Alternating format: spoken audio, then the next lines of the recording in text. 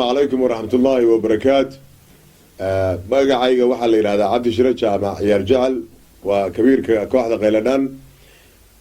awalan waxaan jeclahay halkan inaan ka salaamo dhammaan ummadda Soomaaliyeed meel kasta ay joogaan iyo xaalad kasta ay ku sugan yihiin.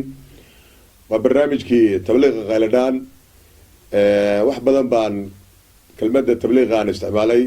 waxaan filayaa hadda tabliiqu inuu laftiisu iska noqday af Soomaali. tabliiqu waa gudbin weey.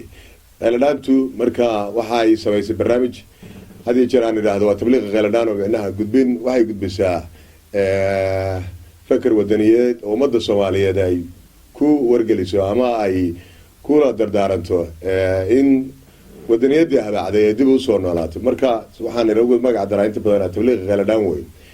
waxaa laga yaabaa inaad leedihiin maanta Cabdi Shire maxaa idin hor keenay idin hortiina uga soo muuqanaya wax kale ma aha. waxay hortiina keenay waxa weeye inaan barnaamij halkan ka dhacay oo ku saabsanaa kowda luuliyo idinla wadaago un baan micnaha hortiina uga soo muuqday. sida la socotaan waayadan waxaan waday tabliiqa Qayladaantan waxaan soo gaarsiiyay geeska Afrika, Kenya ilaa Soomaaliya waan geeyay. adigu bariyahan waxaan ku suganahay Nairobi. habeen dhaweyd waxaa loo dabaaldegayay 52 guuradii ka soo wareegtay maalintii la qaatay xorriyaddii Soomaaliya. haddana ay midoobeen labadii gobol waqooyi iyo koonfur 1960kii 1 July. 1 July waad garan kartaa macnaheedu hadee ninaan u sheegayno micnaha ma jiro.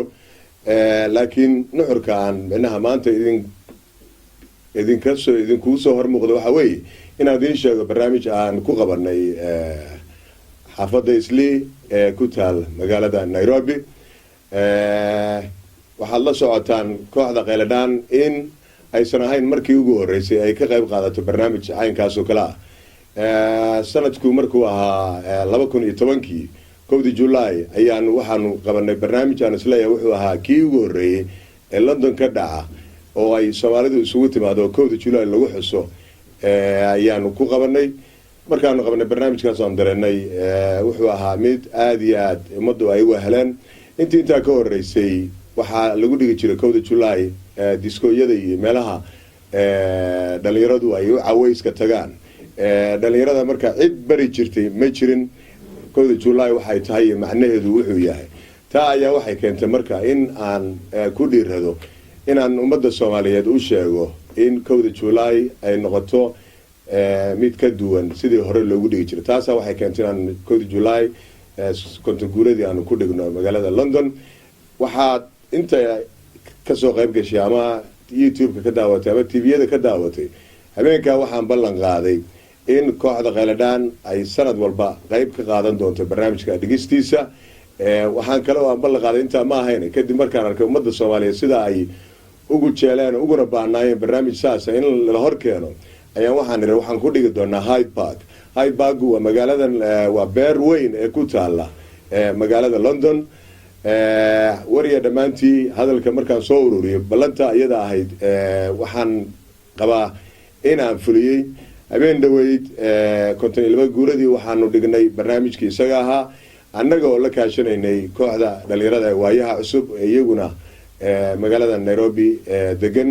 waxaanu wadajir u wada dhignay barnaamij 52 guuradii ah. barnaamijkaas oo ka dhacay Islii.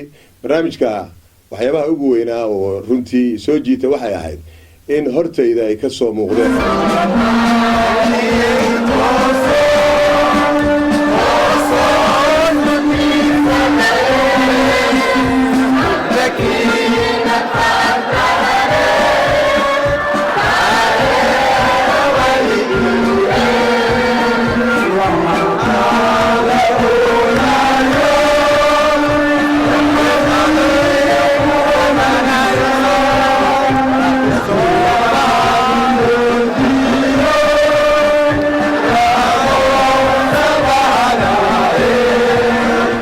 dad aan ku qiyaasay 20,000 oo qof aan ka yarayn.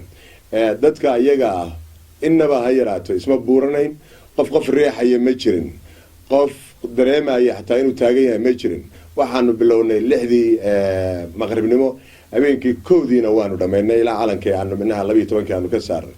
marka taa waxay igu dhiirigelisay in aan ummadda Soomaaliyeed barnaamijka isaga ay la wadaagaan oo ay runtii micnaha arkaan sida wax u dhaceen waxay kaloo igu sii dhiirigelisay inaan micnaha hadda aan ku hamiyo oo aan micnaha isleeyahay sanadka soo xiga allaha awoodda leh hadduu suurto geliyo waan qabaa inuu suurto gelinaye waxaanu isleenahay midkan mid la mid ah waxaad ku dhigtaan caasimadda Soomaaliya fagaarihii weynaa istaadi koon isku dhigaan leeyahay waxaan aad iyo aad u jeclaan lahaa inaad micnaha muuqaalada aad arki doontaan aad arki kartaan waxaan hadda jeclahay oo inaan inkaga tago intii aan oran jiray marka aan inta badan microphone ama aan waqti u helo oo ahaa tabliiq qeeladaan muxuu yahay waa afar qolaan inta badan la hadlaa dhinac beesha caalamka aan la hadlaa waxaan idhaahdaa malaayiinta dollar ee magaceena lagu cuno mar dambe yeeli mayno nooma meerinaysaan dadka iga dambeeya oo arkaysan oo dhalinyarada ah ee kumaankumka ah waxa ay ku sugan yihiin laaji ku yihiin micnaha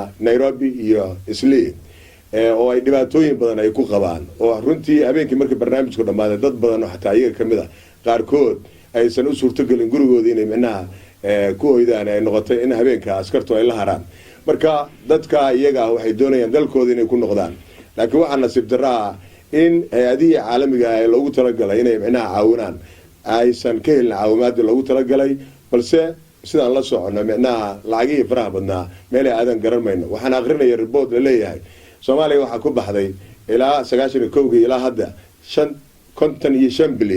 55 bilyan daday ku baxda ma waagna waa mayway marka waxaan leenahay arinta ayada beesha caalamka ah barnaamijyada ay wadaan ka yeelmayna mar dambaanu leenahay waxa kale oo ayadana aan jeclahay in la hadlo odayaasha dhaqanka oo la socotaan hadda waxa nagu soo foolle xilligii la lahaa kala guurka anigu aan idhaahdo isku keenka weeye kala guur ma odayaasha dhaqanka waxa laga filayaa inay soo xulaan dadkii ku habboonaa in baarlamaanka ay maamulaan haddii markaan lahaa digaaga wadawac waa dili karaa dunida maanta dabarka iska jara la dirra qoomka diinta ku qarabta dabadeed hallay tiraano xaqa dardaaraya adinka waxaan idin leeyahay ma fadhiyi karaan odayaashu waxa aad rabtaan haddaysan samaynin ma fadhiyi karaan odayaashu xildhibaanka aad rabtaan haddaysan soo dooran ma fadhiyi karaan haddaysan soo dooran madaxweynaha aad rabtaan ma fadhiyi karaan dowladda kumeel gaarka iyana waxaan leeyahay dardaarankan kula dardaarmahayaa taariikhdu waa la qorayaa waxaan ka codsanaynaa in ummadda Soomaaliyeed danteeda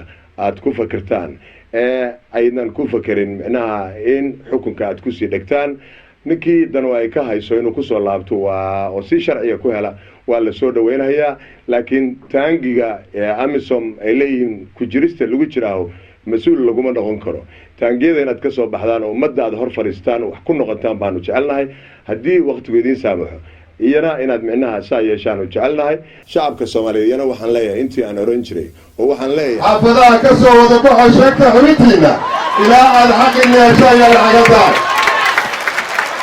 waxa la isku haystaa waxa weey waa idinka weey waad aragteen wadamada micnaha carabta oo walaalahaana waxa ka dhacay waad aragteen Tahriir Square waxa ka dhacay haddii idinku aadiidaan oo aad tiraahdaan yeeli mayno ma fadaano hashqiiri yeeli ma waa luqadaha ama lahjadaha macaan oo qaansan roobaadkan iraado ummadayda Soomaaliyeed ku hadlaan ciid micnaha qasab nagu haysan kartaa ma jiraan wa billahi tawfiiq inta ayaan maanta ku kala tagaynaa ilaa aan barnaamij kala mid ah ku kulmi doono waxaan kaga tagayaa tabliiqa qeeladaan